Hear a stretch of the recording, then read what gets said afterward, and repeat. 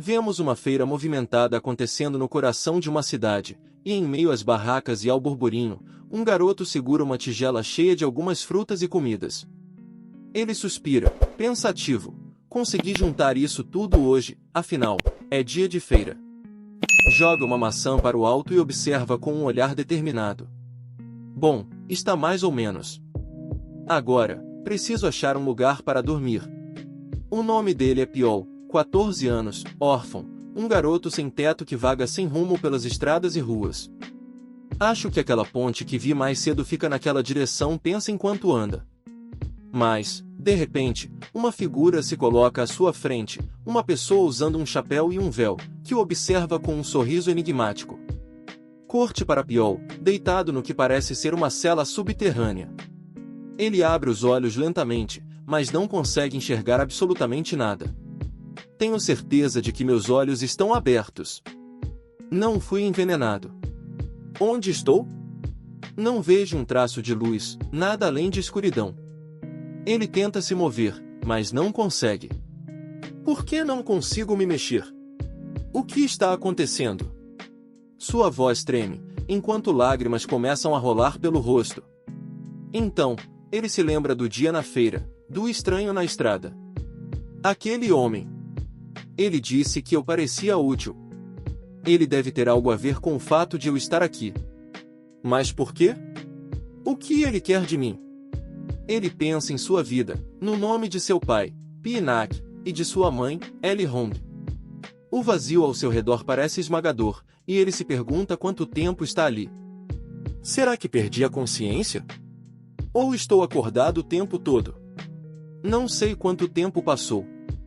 Estou com medo e sozinho. Só me resta lembrar de quem eu sou para não enlouquecer. A fome começa a lhe atormentar.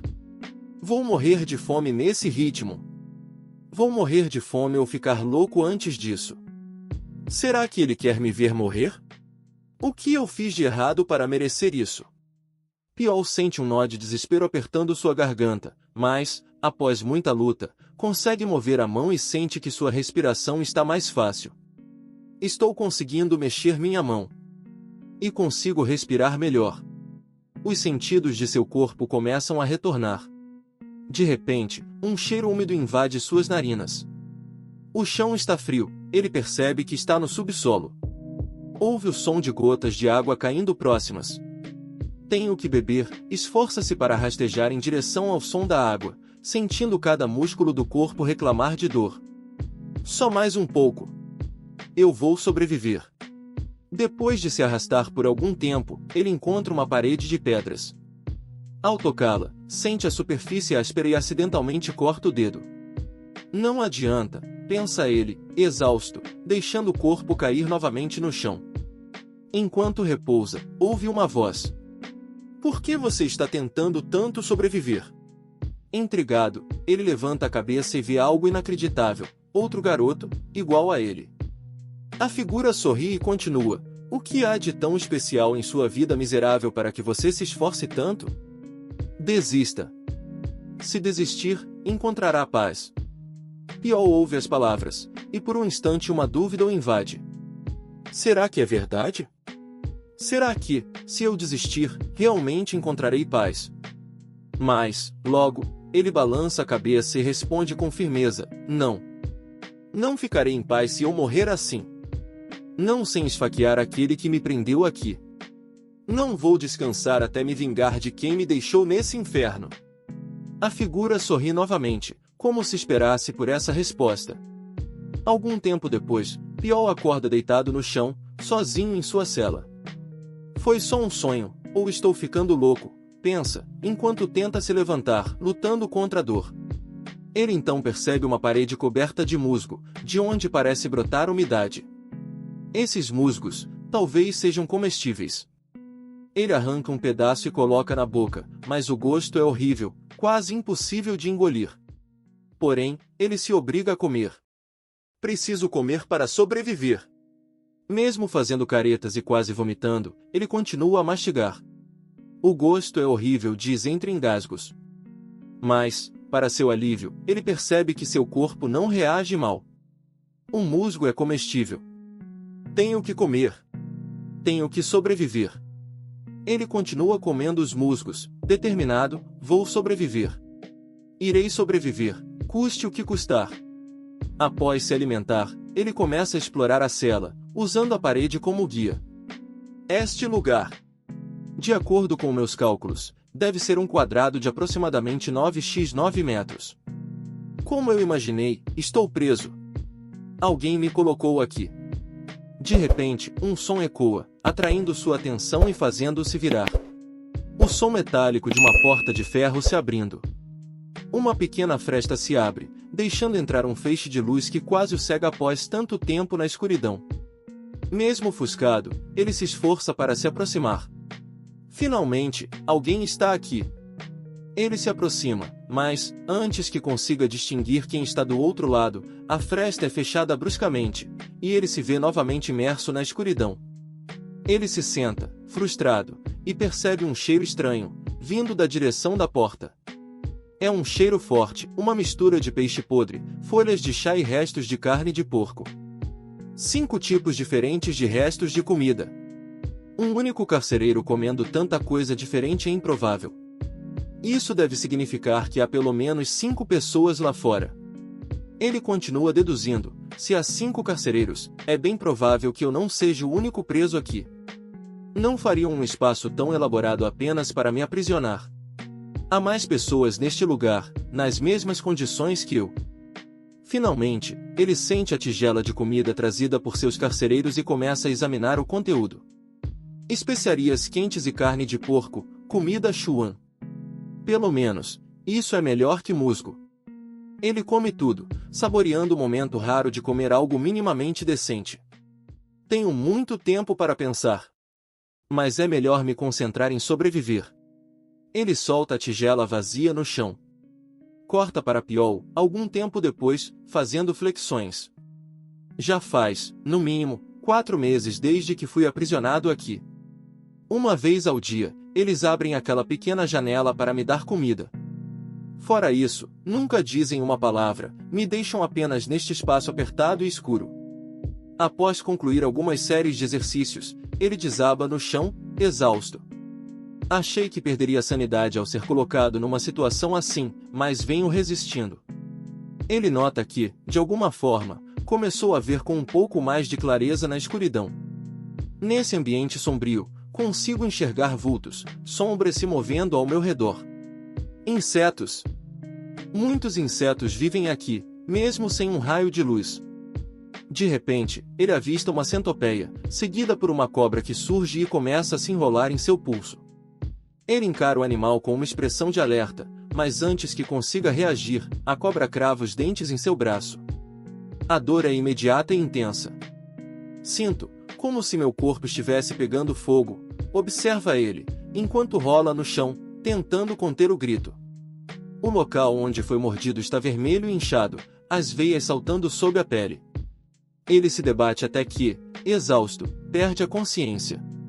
No dia seguinte, vemos a janelinha da porta se abrir, e a tigela de comida é novamente entregue. Com dificuldade, ele se arrasta até ela, segurando a tigela com as mãos trêmulas. Não vou morrer. Não importa o que aconteça, murmura, determinado, enquanto come a comida, sentindo o olhar penetrante da cobra ao fundo. Depois de se alimentar, ele se senta e encara a cobra. Então é assim que você realmente é. Quase morri por causa do seu veneno, mas acho que algo mudou em meu corpo. Ele reflete, intrigado. Consigo enxergar melhor. Seria isso efeito do veneno? Piol estende a mão cautelosamente em direção à cobra, pensativo. Já ouvi histórias de pessoas que se tornaram mais fortes ao sobreviverem ao veneno. Se eu resistir, talvez ganhe uma arma. Sem hesitar, oferece o braço para que a cobra o morda novamente. Dessa vez, o veneno se espalha por seu corpo com mais rapidez. Ele começa a suar e sente uma onda de calor intenso, como se estivesse em chamas por dentro. Talvez eu devesse ter sido mais cuidadoso, mas agora não dá para voltar atrás, pensa, tentando suportar a dor. Enquanto isso, ele observa a cobra, admirado com a maneira como ela se move. Os olhos dela foram degenerados pela escuridão, mas ainda é uma caçadora excepcional. Ela desliza furtivamente pelo chão, passando ao lado de pequenos insetos, que recuam ao notar sua presença. Não é gananciosa, termina sua refeição e se retira, intimidando tudo ao seu redor com apenas um olhar. Os únicos seres com inteligência aqui nessa escuridão sou eu e ela. Então, de repente, a porta da cela de Piol se abre, o que ele imediatamente sente pela vibração. Isso é a porta. Ele mal acredita. Ao confirmar que está aberta, ele sai da cela e encontra um longo corredor. O próximo quarto fica a uns 20 passos daqui, ele calcula, e percebe porque não conseguia sentir a presença de ninguém antes. Ele olha para a cela ao lado e sente um cheiro forte e desagradável. Esse cheiro é carne apodrecida. Espiando pela abertura, ele vê um corpo. Não consigo ver bem os detalhes, mas pela estatura, ele tinha mais ou menos a minha idade. Me pergunto se o mesmo aconteceu nos outros quartos. Piol segue pelo corredor até chegar a outra porta de ferro, que encontra destrancada. Ele a empurra, abrindo caminho para um novo corredor, onde se depara com um grupo de outras crianças. Enquanto caminha pelo corredor, ele observa, a mesma coisa, uma série de celas. De repente, uma menina no grupo fala com ele. Quem é você? De onde veio? Ele a observa sem dizer nada, percebendo que, embora ela olhe em sua direção, não consegue enxergá-lo na escuridão. Parece que fui o único que se adaptou totalmente a isso, ele pensa. Meu nome é Pi. Eu estava preso na área leste. Está dizendo que há mais lugares como esse? A garota pergunta. Parece que sim. Quais são seus nomes? A garota responde, sou Soul, e ele é Sonu.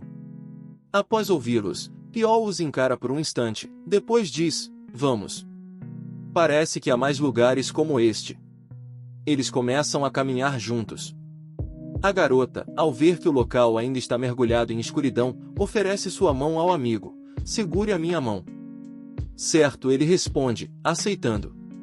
Mais adiante, chegam a outra porta, e ao atravessá-la encontram um grupo maior de crianças. Diferente da cela onde Piol estava, ele nota que poucas pessoas ali morreram de fome. Em vez disso, muitos aparentam ter tirado a própria vida. Observando as tigelas de comida, Piol analisa, há muito mais comida e tigelas aqui do que no meu lugar. Eles estão diferenciando os recursos entre as celas. Para que fariam isso? Soul o chama, trazendo de volta aos seus pensamentos. Esses aqui também foram presos mais ou menos na mesma época que nós. A menina continua as apresentações, essa é Lin, e este é Goshin. Com todos apresentados, o grupo de crianças segue adiante até encontrar mais uma porta. Ao abri-la, todos cobrem os olhos, momentaneamente cegos pela luz repentina. Ainda estamos no subsolo? Pergunta Piol, ajustando a visão. Estamos há tanto tempo na escuridão que até mesmo a luz de uma tocha nos deixa assim. Gradualmente, os olhos de todos se acostumam, revelando que parece uma vila rudimentar. Piol observa o lugar em silêncio e então diz, não há ninguém aqui. Você está certo, mas algo não faz sentido, responde uma das crianças. Ele olha ao redor e percebe que a vila parece ter sido feita às pressas. Isso foi construído para aparentar ser algo, mas o interior das casas está mal feito, reflete ele, intrigado. Então, Lin se aproxima e o chama pelo nome. Sou Lin. Vou ficar aos seus cuidados de agora em diante, diz ela, aproximando-se mais. Eles sempre foram assim? Ela pergunta, observando-o de perto. O quê? Eles o quê? Lin sorri e responde, seus olhos. Eles são vermelhos. São lindos. Piol fica surpreso. Minhas pupilas estão vermelhas? Será que isso é efeito da mordida da cobra? Ele pensa nas implicações. Não é bom se destacar em um lugar como esse, Lin explica. À luz da tocha, elas parecem normais, mas no escuro é possível ver esse brilho avermelhado. Parece que você nem sabia. Então, aconteceu enquanto estava aqui, né? Piol sente um alívio ao entender o que ela disse. Lin parece notar e pergunta, em que está pensando? Ele responde, apenas, nada demais. Ela o encara com intensidade, você é diferente das outras crianças. Ele pergunta, confuso, como assim? Você apenas, Estamos todos confusos, mas você é o único que está tentando entender, ela responde. Nesse momento, Soul interrompe, vocês dois, o que estão fazendo? Apenas conversando, sobre isso e aquilo, Lin responde de forma evasiva. O grupo de crianças decide seguir em conjunto dali em diante, mas Soul pergunta, e você, Piol? Vai nos acompanhar? Vou observar, ele responde, ainda cauteloso. Sinta-se à vontade para se juntar a nós, se mudar de ideia, Soul diz, em tom amigável. Lin olha para ele e diz, beleza, eu vou com vocês. Ficar junto é muito mais vantajoso para sobreviver. Ela observa o grupo com pesar. Todos nós ficamos isolados nessa escuridão por muito tempo. Não há como sairmos daqui totalmente sãos. Mesmo eu mal consigo acreditar, mas, quanto aos outros, vou apenas observar de longe por enquanto. As crianças mal começaram a se conhecer, mas vários grupos já foram formados. Há o grupo de Soul e Sonu, com eles como membros principais, o grupo liderado por Kangli, o grupo que reúne On e Young como foco, e ainda o grupo de Kong, com um Sang como seu líder. Contudo, uma criança se destaca por não fazer parte de nenhum grupo. Soube-se que na cela dela não havia nenhum sobrevivente além dela mesma. Como ele sobreviveu quando todos os outros morreram? Será que ele os matou? E o fato de não se juntar a nenhum grupo só aumenta as suspeitas sobre ele. É o mesmo em qualquer lugar do mundo. Mas agora não tenho tempo para me preocupar com esses caras, diz Piol enquanto caminha para longe das crianças. Observando a construção, ele deduz, essa estrutura parece ter sido construída recentemente, mas o musgo acumulado nas paredes mostra que esse espaço subterrâneo existe há muito tempo e foi apenas reutilizado. Ele pensa no investimento que seria necessário para algo assim. Quem quer que tenha feito isso possui uma fortuna absurda, definitivamente não é alguém comum. Nesse momento, ele vê uma luz vindo do teto, e algo começa a descer. Olhem lá! A cesta está descendo do teto, exclama alguém. O quê? É comida! Vamos pegar! Várias crianças correm em direção à cesta, mas são impedidas por Soul e um garoto que a acompanha. Isso deixa algumas crianças furiosas. Por que não distribuímos tudo de forma justa entre todos? Sugere Soul, e os adolescentes olham uns para os outros, hesitantes. Como líderes, vamos dividir a comida entre os grupos. Esperem, vou pegar minha parte também, diz Piol, aproximando-se da cesta. Nesse momento, um dos líderes agarra o braço dele e diz, solte isso. Ninguém pode pegar comida da cesta sem nossa permissão. Tudo aqui está sob nosso controle. Piol olha friamente para o garoto, solta seu braço com firmeza e agarra o rosto do líder, derrubando-o ao chão e batendo a cabeça dele no chão. O que foi que você disse? Repete isso pra mim, ele rosna.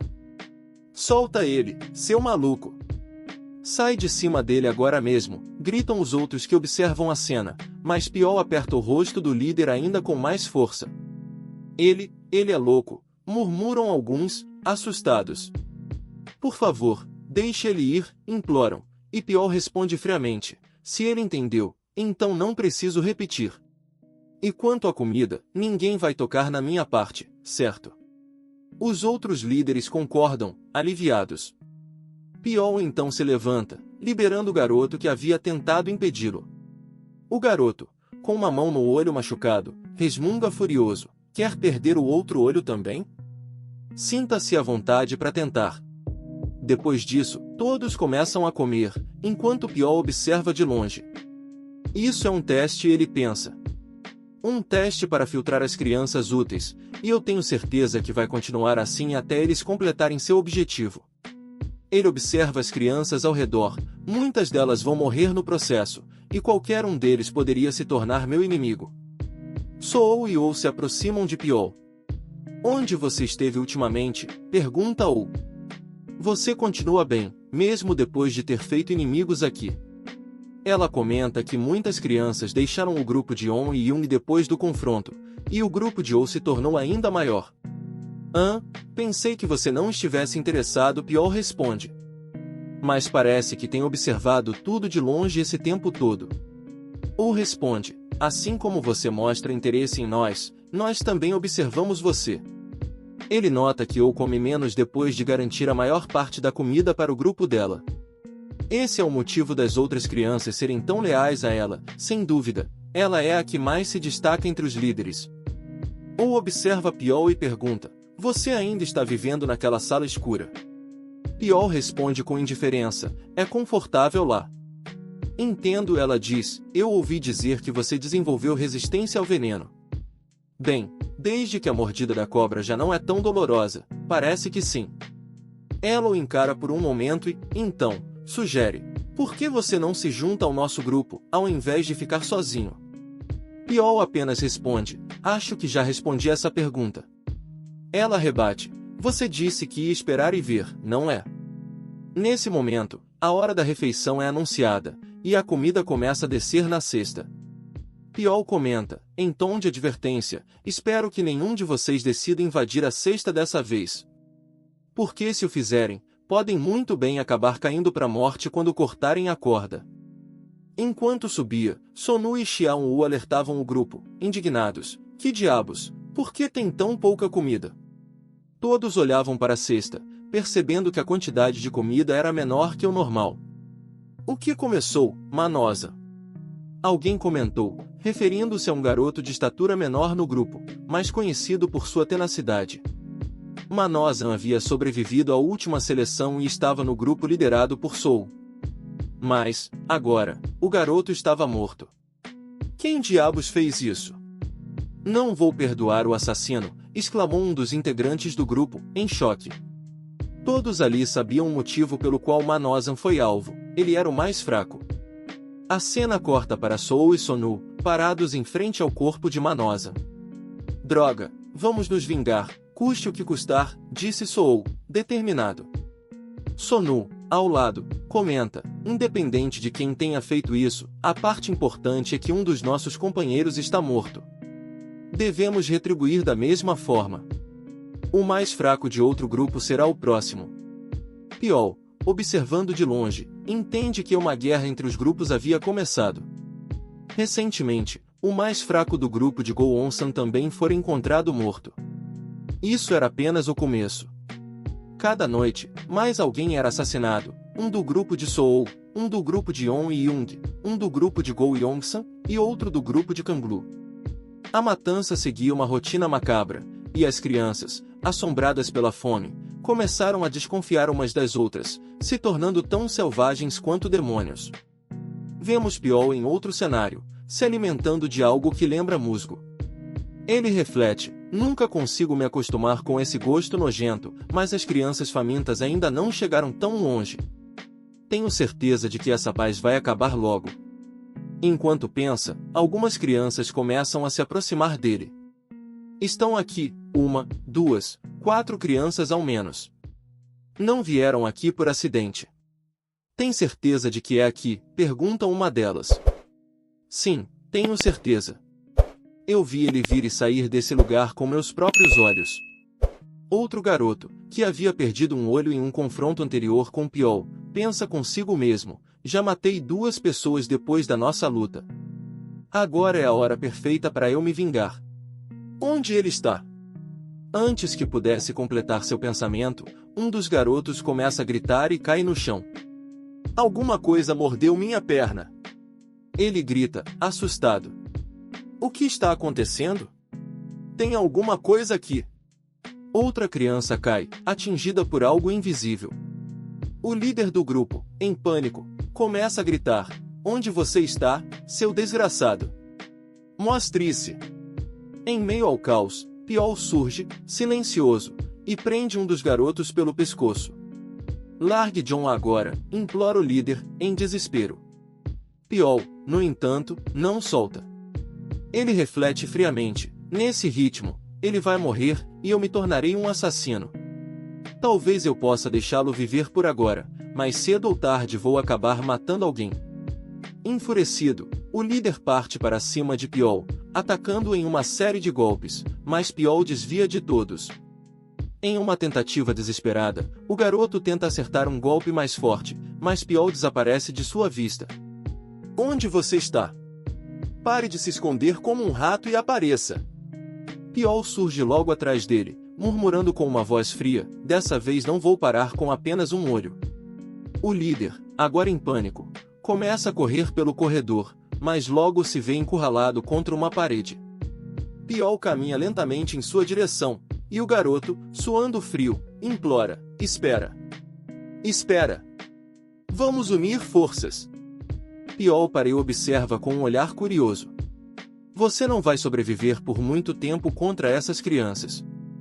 Trabalhemos juntos, nem mesmo o grupo de Soul ou de Sangue Shanu seria páreo se estivermos juntos. Ele tenta argumentar, oferecendo-se como subordinado. Se você preferir, você pode ser o chefe. Serei seu subordinado, sou diferente dos outros que você matou. Sou útil, me use. Piol ouve as palavras, mas não se deixa convencer. Ele pensa: tenho certeza de que no início você vai se submeter, mas também sei que, com o tempo, me trairá. Ele continua a caminhar em direção ao garoto, que desesperadamente responde: você está errado, nunca faria isso. Com um movimento preciso, Piol agacha e, em um golpe rápido, acerta o queixo do garoto. Em seguida, o imobiliza com um mata-leão. O garoto tenta murmurar algo antes de perder a consciência. Piol, enquanto sai do corredor, reflete: o motivo pelo qual matei é porque ainda sou fraco. A notícia se espalha rapidamente. Ele é forte, matou 4 pessoas sozinho, comentam os outros líderes, que começam a ponderar sobre Piol.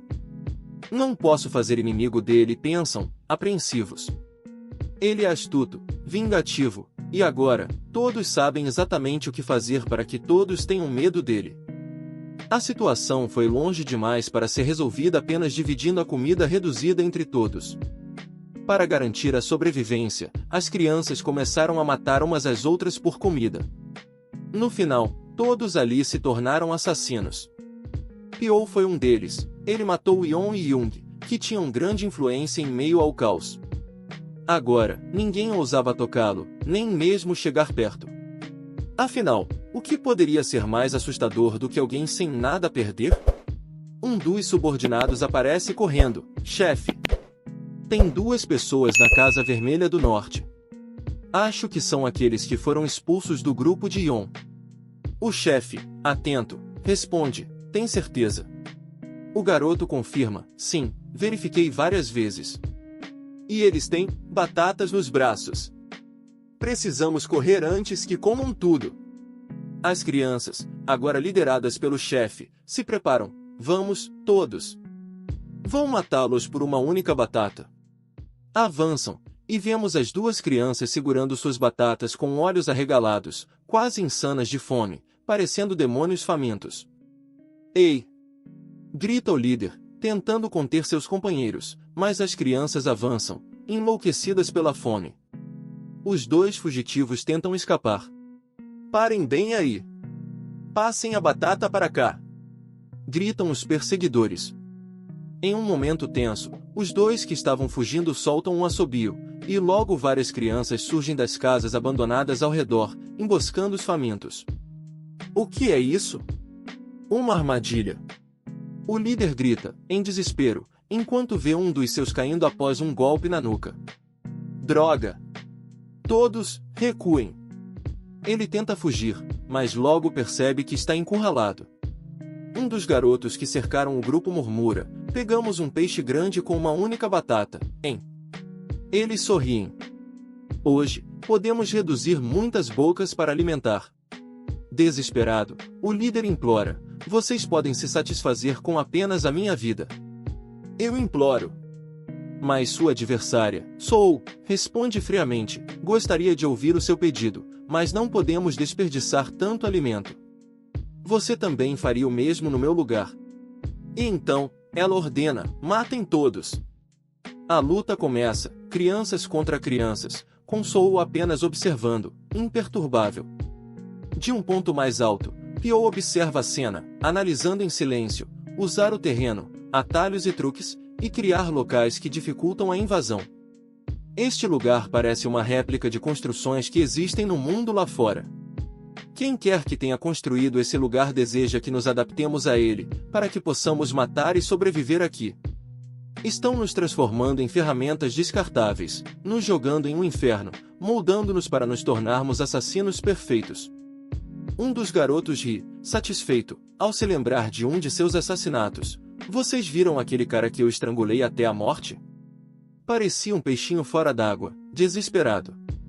Outro garoto responde, sim, parecia que ele estava tentando voltar para dentro do casco, como uma tartaruga. Nossa chefe é realmente a melhor. Agora somos invencíveis, ninguém mais ousa nos enfrentar. Mais distante, uma garota de cabelo branco observa em silêncio, com um olhar distante e um cheiro de sangue impregnado nela. Ela se pergunta, incomodada, como eles conseguem comer tão tranquilamente, mesmo com as mãos manchadas de sangue alheio. É nojento, ela não consegue se acostumar com a crueldade ao seu redor e começa a chorar em silêncio. De repente, o buraco por onde jogam a comida se abre. Já é hora de comer. Uma voz ecoa no ambiente sombrio, carregada de expectativa e urgência. Devemos ir agora. Alguém diz. Outro responde com firmeza, não. Precisamos pegar o máximo que pudermos. Sim, chefe. Pode deixar. Há uma faísca de esperança na voz de quem responde. Afinal, finalmente parecia que conseguiriam garantir a sua parte, especialmente agora que Gou e San não estavam mais por perto para atrapalhar.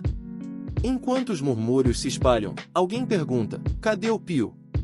Outro responde, ali, bem ali. Mas, por que ele tá com essa cara? Parece que tá de olho em algo.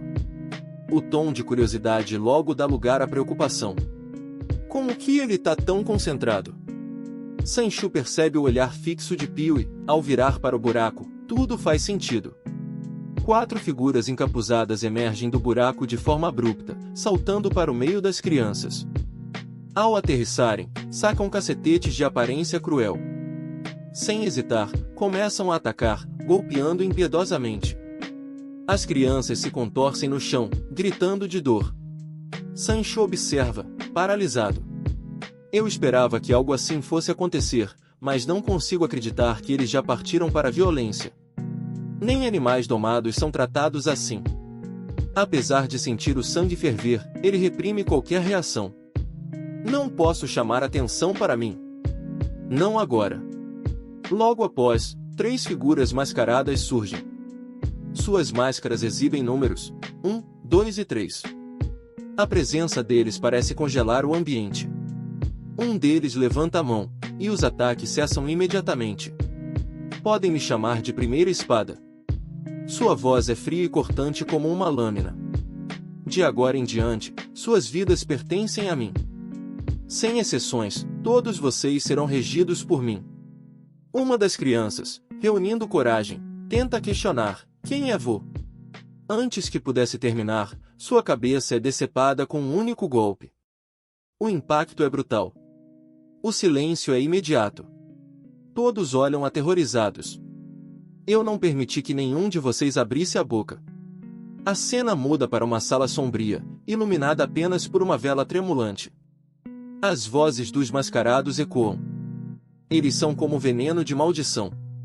Coloque organismos venenosos juntos, e eles se devorarão até sobrar apenas um. O último será o mais potente.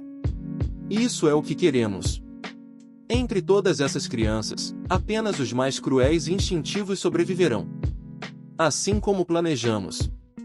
A Primeira Espada olha para seus subordinados. Quem merece nossa atenção? A Segunda Espada responde de forma calculada, só eu. Ela lidera o maior grupo. Sua influência entre as crianças já é enorme. Se não esmagarmos o espírito dela agora, será um problema no futuro. Devemos vigiar seus movimentos para garantir que ela nem sequer sonhe com uma rebelião. Entendido. E quanto a Sancho e Kang Yu? Pergunta a Primeira Espada. Eles também se destacam, principalmente nas artes marciais. Mas o foco principal deve ser Pio. O sobrevivente do setor 1? Ele ainda está vivo? Sim. Considerando as condições do setor 1, menos comida, piores condições, é impressionante que alguém como ele tenha resistido. Devemos observar de perto. O tempo passa implacável. Os dias de treinamento brutal começam. As crianças são jogadas em uma corrida até uma casa distante. A última criança a chegar vai enfrentar o verdadeiro inferno. A voz impiedosa da terceira espada ecoa enquanto o grupo corre, desesperado. Os sobreviventes entendem que seus dias agora consistem apenas em treinamento para se tornarem assassinos. A regra é clara: ou aguentam o processo, ou morrem antes de sequer vislumbrar o mundo exterior novamente. Entre os corredores, só Yeou se destaca. Ela é a primeira a alcançar o objetivo. Como imaginei, ela é excepcional. Inteligente, corajosa e habilidosa. Seu julgamento é impecável. Enquanto isso, Pio parece medíocre. Ele não se destaca. Será que me enganei sobre ele? A dúvida surge, mas um aviso permanece: ainda assim, fique de olho nele.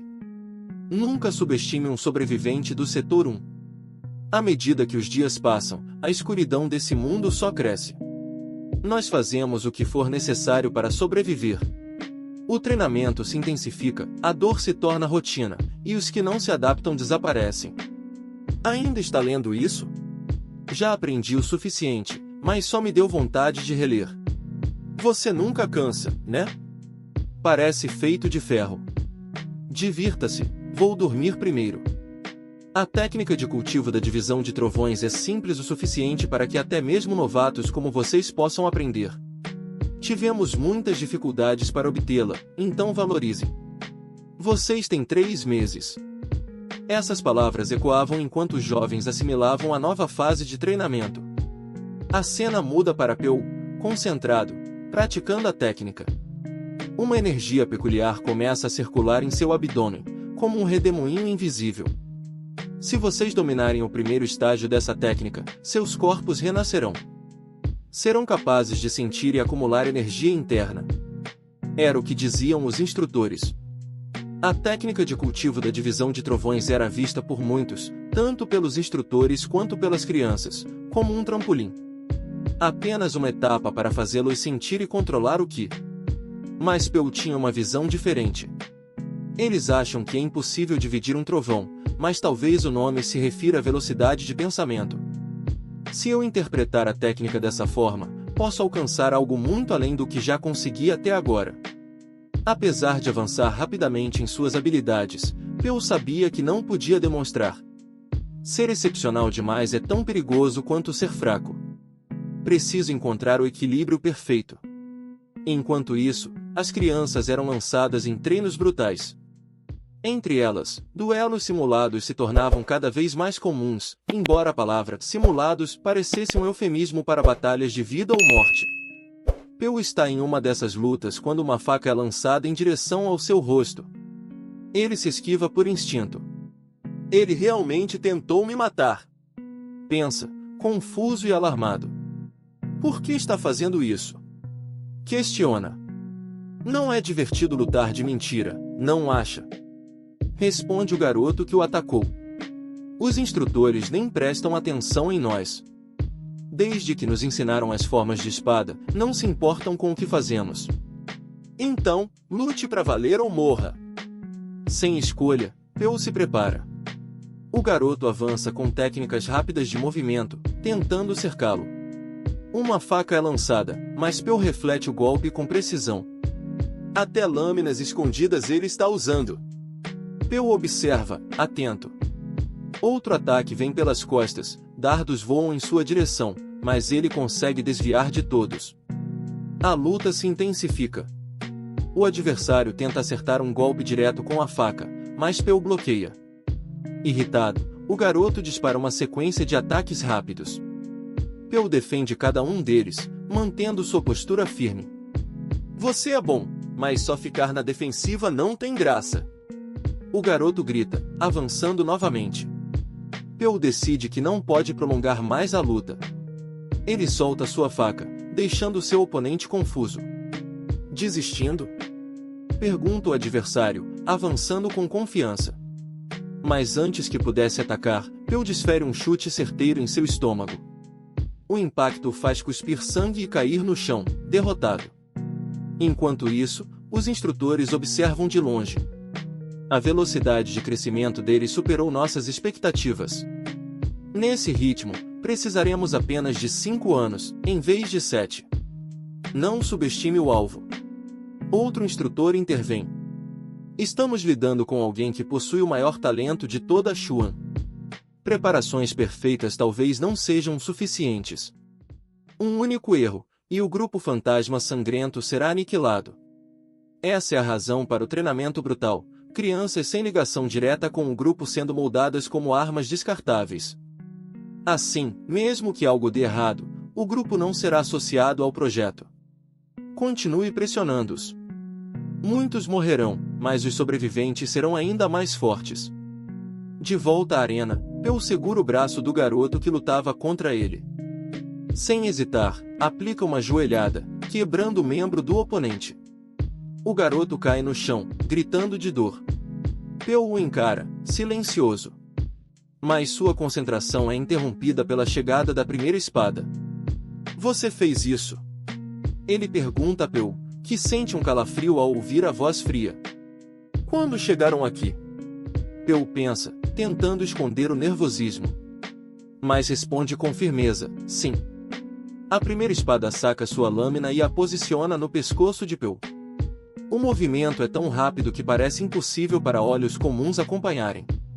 Não acredito que um humano possa balançar uma espada tão rápido. Peu pensa. Será que cometi um erro? Deveria ter me segurado mais. A primeira espada vira as costas, mas deixa um aviso: sob nenhuma circunstância, um assassino deve deixar rastros. Quebrar o braço de um oponente não fará nada além de revelar suas habilidades e sua identidade. Lembre-se disso, nunca deixe rastros. 6 anos depois, o local de treinamento continua tão sombrio quanto sempre.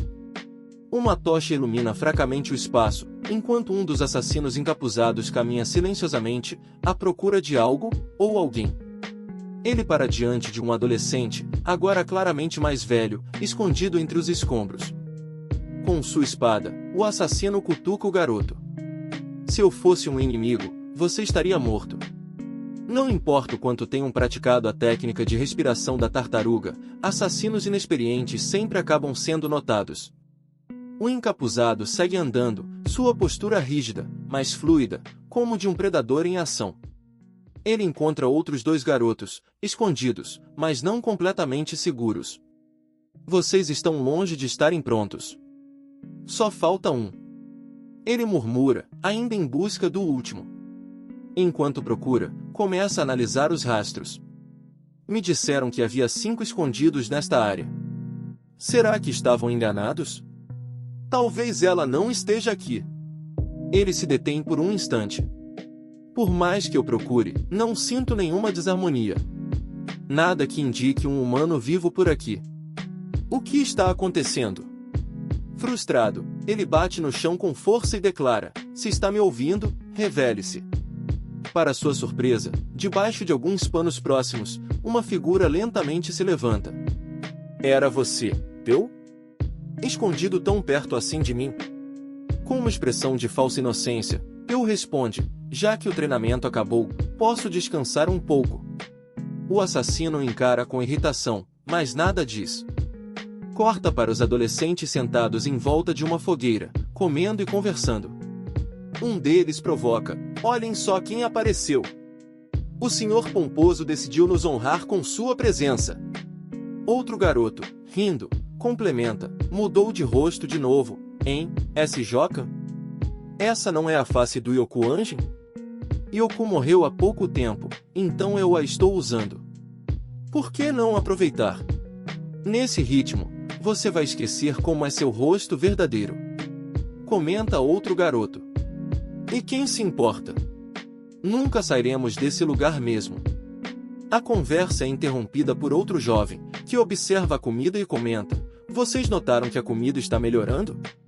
Isso só pode significar uma coisa: receberemos uma missão em breve. Enquanto isso, dentro de uma sala, vemos a primeira espada encarando sua própria máscara, que repousa sobre uma mesa. Ele pensa em voz alta. 6 anos. Nos últimos 6 anos, de 300 crianças, apenas 30 sobreviveram e se tornaram assassinos. Lin Sao Jaju. Esse lugar é cruel. Aqui, você mata ou é morto. Ele faz uma pausa, reflexivo. Essas crianças. Elas já estão melhores do que eu era quando comecei do zero. Mas minha morte está se aproximando. Me tornei muito emocional. Seus pensamentos são interrompidos pela abertura da porta. A segunda e a terceira espada entram na sala. Por que retirou sua máscara? Pergunta a terceira espada. Estava sufocando. Responde a primeira espada com franqueza. 6 anos já não é tempo suficiente? Vocês também estão livres para tirá-las. Depois de um breve momento de hesitação, ambos removem suas máscaras, revelando seus rostos. A segunda espada, Gu Xieng, sorri levemente. Que pena! Um pouco de álcool cairia bem agora. Pena que só poderemos beber quando sairmos daqui. A terceira espada, Sang Yu Xin, concorda, não vai demorar muito. Já se passaram quase 7 anos. Se tudo correr bem, as crianças serão enviadas para missões e finalmente estaremos livres desse lugar. Eles discutem o progresso das crianças. Elas superaram nossas expectativas. Algumas já são mais fortes que os próprios instrutores. Comenta a segunda espada. É um desperdício descartá-las após apenas uma missão. Mas era essa a condição do contrato. Precisamos seguir com o plano. Completa a primeira espada. Então, ele coloca um livro sobre a mesa, e a cena corta para um grande salão. As crianças estão reunidas, todas encarando 3 livros posicionados diante delas. A primeira espada explica: 3 de vocês aprenderão essa técnica de arte marcial. Os outros 27 terão a missão de matar aqueles que aprenderem. Este é o treinamento final. As crianças ficam atônitas, murmurando entre si, de novo. Eles querem que a gente mate uns aos outros. Esses malditos. É assim que vamos acabar. A primeira espada continua, implacável. Depois de completarem este treinamento, não exigiremos mais nada até que vocês saiam daqui. Um dos jovens questiona: ele está falando sério? Podemos realmente sair desse lugar? Outro responde: disseram que 27 de nós poderão descansar até irmos embora, se sacrificarmos 3 pessoas. Parece bom demais para ser verdade. Peu observa em silêncio, mas sua mente está fervilhando. Aqueles que aprenderem essa arte marcial estarão com um alvo nas costas. Essa técnica provavelmente é algo que o nosso futuro alvo de assassinato domina. É claramente superior a tudo que aprendemos até agora. Ainda assim, estou ficando ganancioso. Eu aprenderei. A declaração de Peu ecoa pelo espaço. O silêncio que segue é quase palpável, até que uma voz quebra a tensão. Está se oferecendo como bode expiatório por vontade própria? Soou pergunta, desafiador. Peu responde com calma: veremos se me torno um bode expiatório ou um lobo. Melhor tomar cuidado, porque todos vocês virão atrás de mim. Soou sorri de forma sarcástica. Aguardo ansiosamente por isso. A cena muda abruptamente, e vemos um dos garotos que aprendeu a arte marcial caído no chão. A lâmina atravessada em seu peito é retirada lentamente por outro garoto. Sinto muito. Ele teve que aprender a arte marcial. E nós fomos sorteados. Você deve ter se sentido injustiçado, mas também não teve escolha. Agora, apenas um dos 3 que aprenderam a técnica permanece vivo. Que banquete! Exclama um dos jovens. Estou tendo o melhor dia da minha vida. Outro interrompe. Peu é o único que sobrou, certo? Faz tempo que perdemos o rastro dele. Talvez ele já tenha saído deste lugar. Não, ele ainda está aqui. Só não conseguimos encontrá-lo. A última vez que vi Peu foi durante o treinamento, alguns dias atrás. Então, um flashback nos leva à cena. Peu e uma garota estão trocando golpes de espada. Acho que você se sairia melhor sem essa espada, Peu. Ela comenta. Por algum motivo, não sinto medo de você enquanto está empunhando uma lâmina. Mesmo bloqueando todos os meus ataques. Ela pausa e reflete. Será que dei os conselhos certos? Ele já é um oponente complicado de enfrentar. De volta ao presente, outro jovem sugere, e se matarmos os instrutores? Isso seria bem mais fácil do que matar Peu. Concordo, mas não acha que eles já previram essa possibilidade?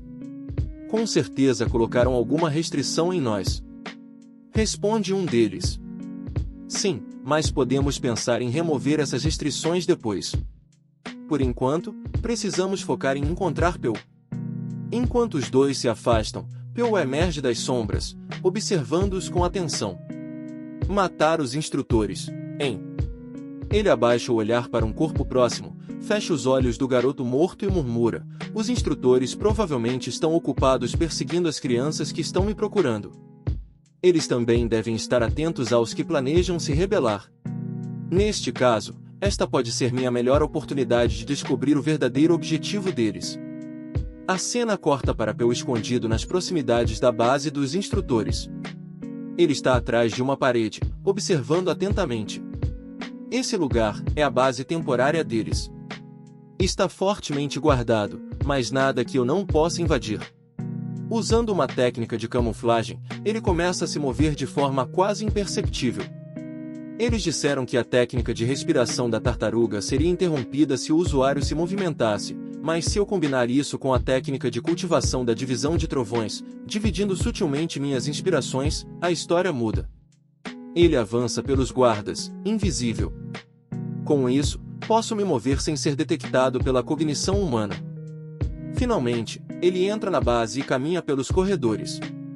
Este deve ser o quarto localizado na parte mais profunda da base. O que estão escondendo aqui? Ele murmura enquanto abre a porta e começa a vasculhar. Quem são essas pessoas? Por que estão nos transformando em assassinos? Onde fica este lugar? E como posso sair daqui?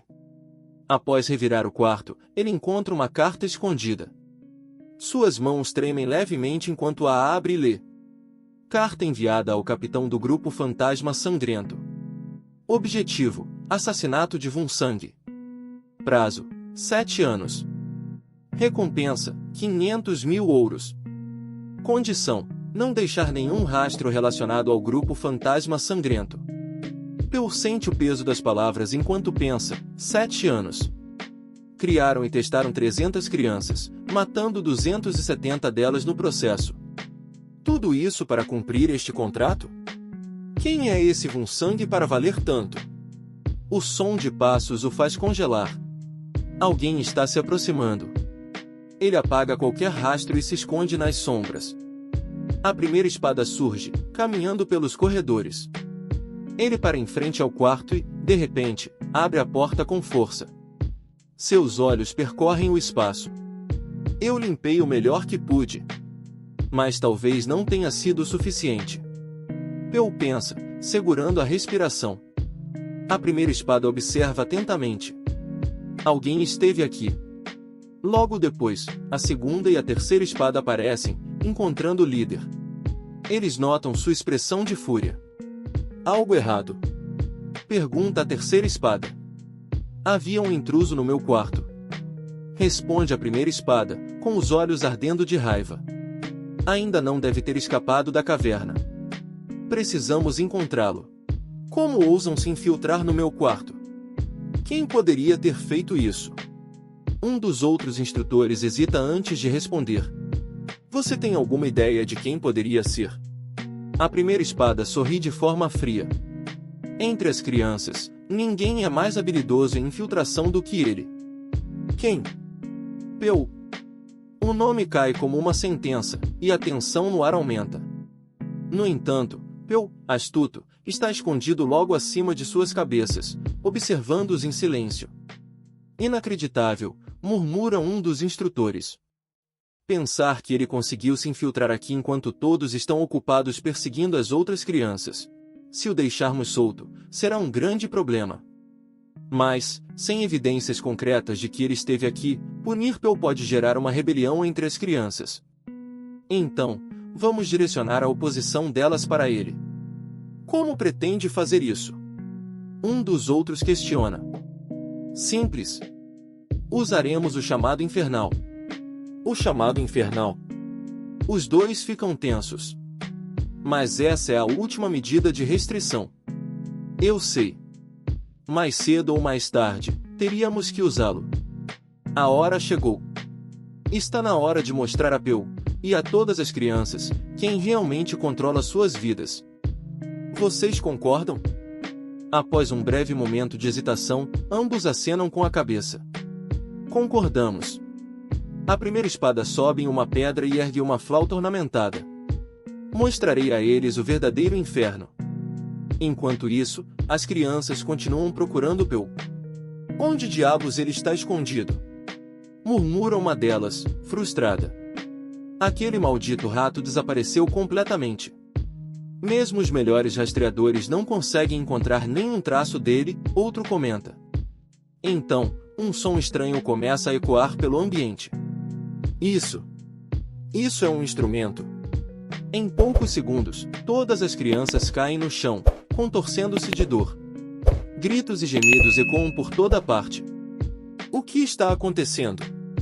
Grita uma jovem. É como se insetos estivessem devorando meu corpo por dentro. Peu surge caminhando tranquilamente entre as crianças, observando a cena com atenção. Ele para ao lado de uma garota caída, Lin, e diz calmamente, então, eles ativaram a restrição. Ele fecha os olhos por um instante, analisando a situação. Esse som agudo. E todos sofrendo assim. Mas por que eu estou bem? Preciso entender o motivo. Peu toca as costas de Lin e murmura, infusão de energia interna.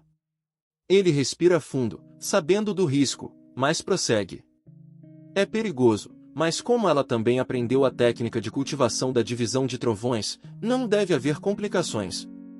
Ele reflete, mesmo comida, mesmo ambiente, mesma arte marcial. O que nos diferencia? O que poderia ser? Veneno. Peu lembra de algo. Se a restrição for ativada por veneno, faria sentido eu estar imune.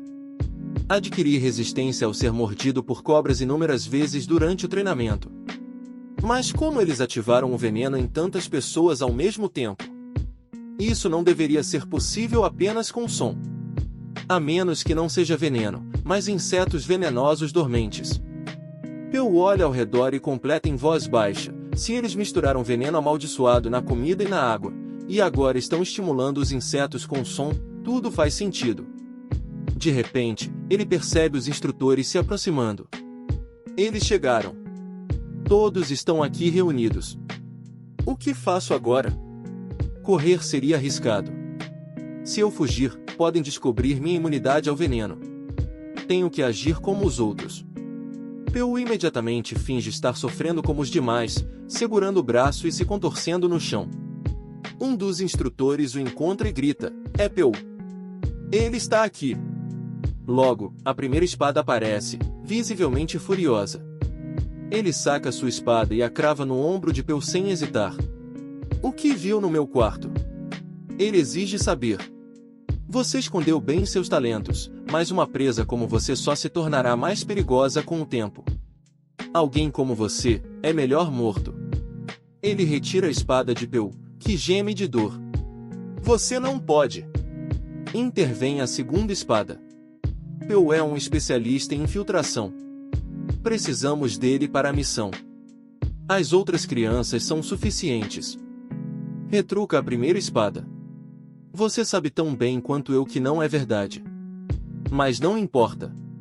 Podemos controlá-lo como quisermos, graças ao chamado infernal. Ele é impotente diante do veneno amaldiçoado, como todos os outros.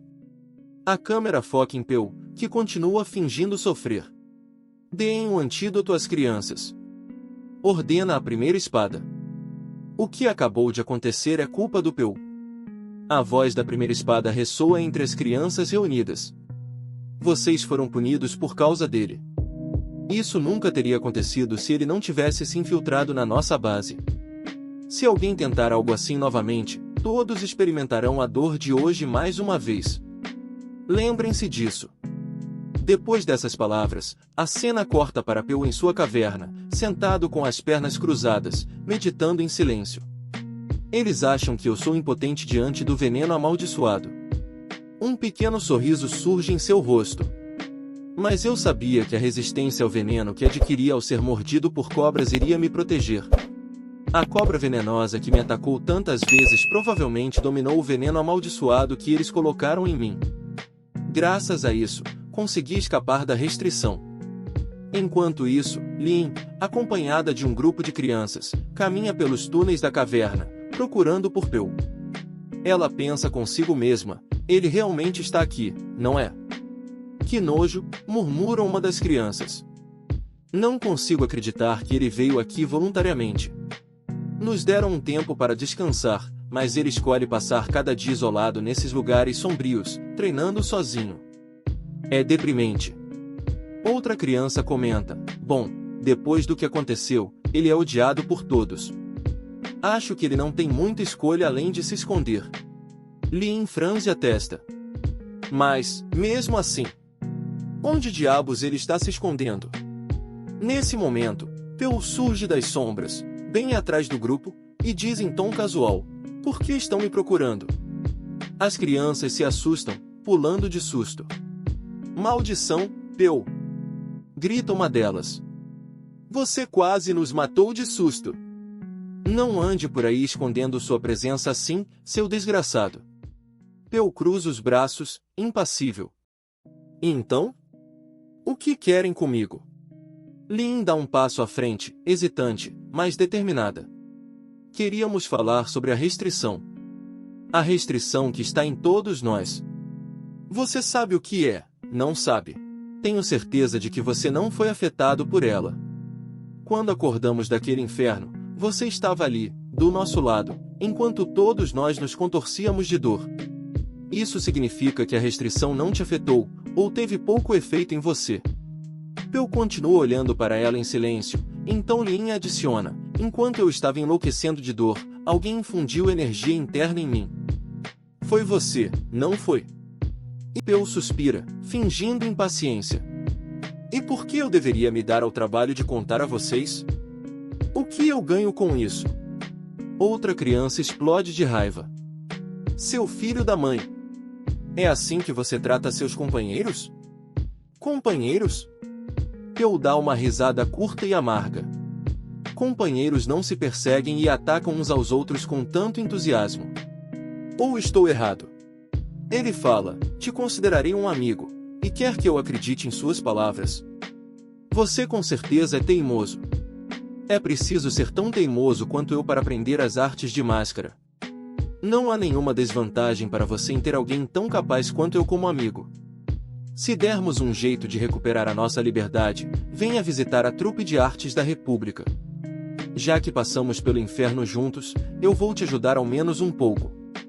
A Lili reforça, dizendo, também te considerarei como um amigo de agora em diante. Ao menos as crianças que me seguem nunca serão hostis com você. A linda menina de cabelos brancos, muito envergonhada, começa a dizer, eu também vou passar a te ver como alguém especial. Nunca vou te trair. Peu finalmente fala, muito bem. É veneno amaldiçoado. Veneno amaldiçoado. O grupo repete em uníssono. Sim. Todos nós fomos infectados. É um tipo de organismo venenoso que normalmente fica dormente dentro do nosso corpo, mas que responde às ondas sonoras da flauta que eles tocam. Quando ativado, o veneno flui pelos nossos vasos sanguíneos e ataca nossos órgãos internos. Uma das crianças pergunta, com os olhos arregalados, mas como você não foi afetado? Sou naturalmente resistente a venenos. Peu responde simplesmente. Então, não causa muito efeito em mim. Sem chance, murmura Lin, incrédula. Agora que contei tudo, descubram por conta própria como remover o veneno. Quanto mais variáveis houver, melhor. Ele pensa consigo mesmo, mesmo que apenas um deles consiga escapar dos efeitos do veneno, isso já criaria inúmeras variáveis para os instrutores. Lin observa, tentando decifrá-lo. Peu é sempre tão misterioso. Antes de sair, ela diz em voz firme: obrigada. Vou me certificar de pagar por isso. Se precisar de algo, venha até mim. Farei o melhor para ajudá-lo. Quando o grupo está prestes a sair, Lin para na entrada da caverna e olha para Peu. Meu nome verdadeiro é Sein. Quero que se lembre disso. A cena corta para todas as crianças reunidas diante da primeira espada. Hoje, vocês sairão dessa caverna. Ele declara com um tom de autoridade. Enquanto os instrutores começam a se afastar, Lin pensa consigo mesma: agora é a nossa vez. Serei responsável por liderar as crianças para fora daqui. Está tudo nas minhas mãos.